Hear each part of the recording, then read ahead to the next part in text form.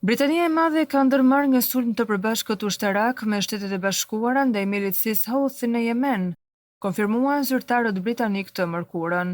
Ky është sulmi i parë që prej rikthimit të Donald Trump në Shtëpinë e Bardhë dhe nisi një fushatë të intensifikuar kundër grupit të mbështetur nga Irani. Sipas Ministrisë Britanike të Mbrojtjes, sulmi u krye gjatë natës për të dobësuar aftësitë e Houthive dhe për të parandaluar sulme të mëtejshme ndaj anijeve britanike dhe ndërkombëtare.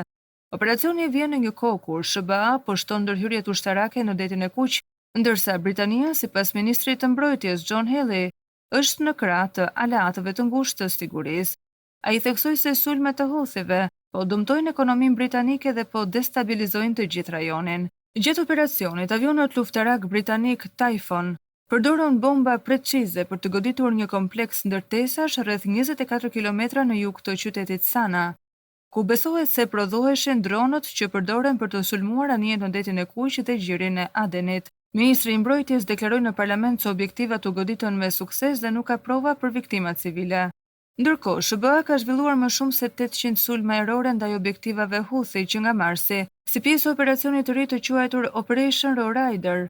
Sipas të dhënave amerikane, që prej nisjes së këtij operacioni numri i sulmuesve me raketa dhe dron nga Houthit ka rënë ndjeshëm. Pavarësisht bashkëpunimit, mediat raportojnë për tensione pas zbulimit të disa mesazheve të publikuara nga sekretari amerikan i mbrojtjes në aplikacionin Sinjal, ku kritikonte ashpër vendet evropiane duke i quajtur parazit dhe patetik.